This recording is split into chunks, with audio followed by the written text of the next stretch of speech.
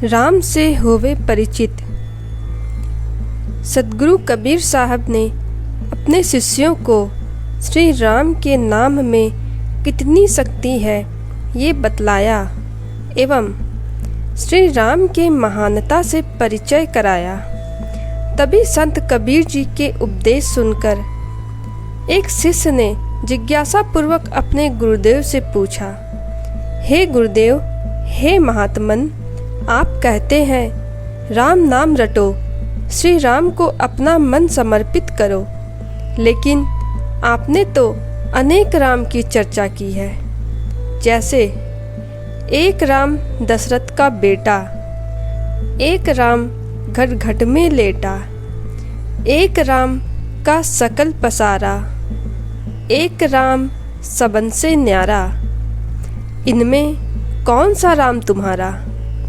अर्थात हे गुरुदेव, आपके वचनानुसार 4 प्रकार के राम होते हैं। एक राम दशरथ के पुत्र श्री राम है, एक राम सभी प्राणियों के हृदय में आत्मा के रूप से निवास करने वाले हैं, और एक राम अखिल सृष्टि को रचने वाले ईश्वर हैं, और एक राम इन सबसे न्यारे हैं। हे गुरुवर, आप मुझे बताइए कि मैं किस राम का सुमिरन करूं? सद्गुरु कबीर साहब बोले, तेरे प्रश्नों का उत्तर मैं बाद में दूंगा, पर पहले तू मुझे एक प्रश्न का उत्तर दे। शिष्य ने कहा, आप कौन सा प्रश्न पूछना चाहते हैं गुरुदेव? पूछिए, मैं जानूंगा तो अवश्य उत्तर दूंगा।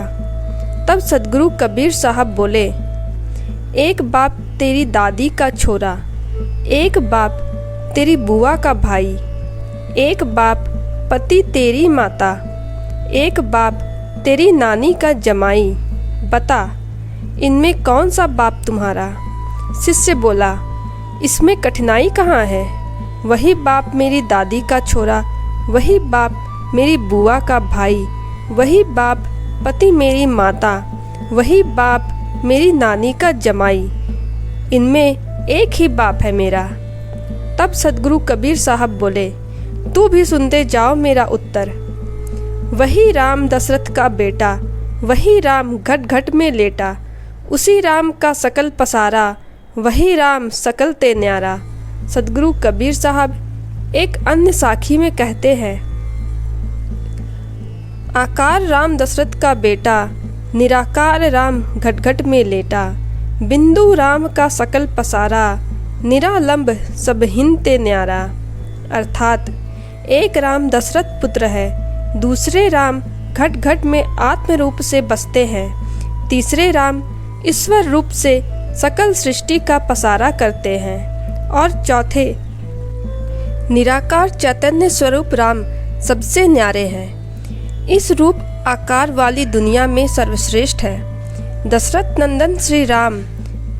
जब दशरथ पुत्र श्री राम के आचरण एवं उपदेशों को अपने जीवन में उतार लोगे, तब तुम्हारा अंतःकरण स्नेह स्नेह निर्मल होता जाएगा।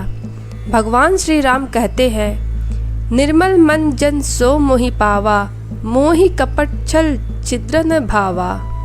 निर्मल मन वाले लोग ही मुझे प्राप्त करते हैं, छल कपट दोष दुर्गुणों से भरे मलिन चित्त वाले मुझे नहीं सुहाते। सद्गुरु कबीर साहब कहना चाहते हैं, जैसे दशरथ पुत्र श्री राम ने धरती पर जीवन का आदर्श दिखलाया, उसी तरह का जीवन तुम भी स्वीकार करो, तब तुम निर्मल चित्त हो जाओगे और अपने भीतर बसे आत्म राम का साक्षात्कार कर सकोगे। अतः कहाँ राम अलग है हमारा, कहाँ राम अलग है तुम्हारा, वही राम है हमारा, वही राम है तुम्हारा।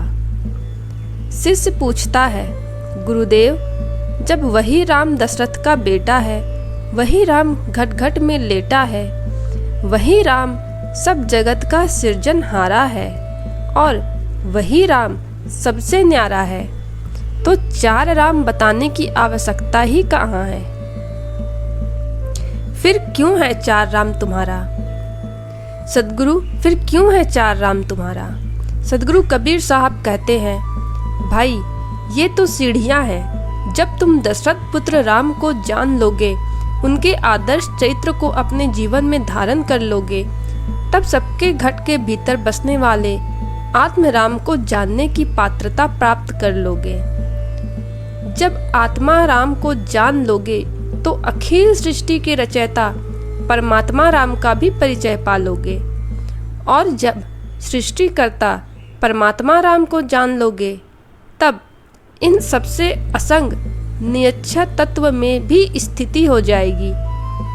जैसे यदि आपका घर 5 तल्ले का हो और आप नीचे तल्ले में रहते हो, तो ऊपर तल्ला में जाने के लिए आपको सबसे नीचे तल्ले से जुड़ी हुई सीढ़ी से होकर ही दूसरे तल्ले में जाना होगा।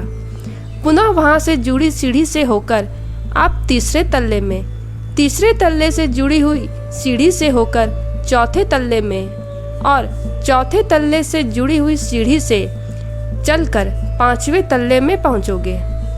वैसे ही आप गृहस्थ आश्रम में हैं, धरती पर जीते हुए, व्यापार करते हुए, अपने कर्तव्यों का पालन करते हुए, सभी तरह की जिम्मेवारियों का निर्वहन करते हुए आप अपने भीतर बसे हुए आत्मा राम का साक्षात्कार कर सकते हैं।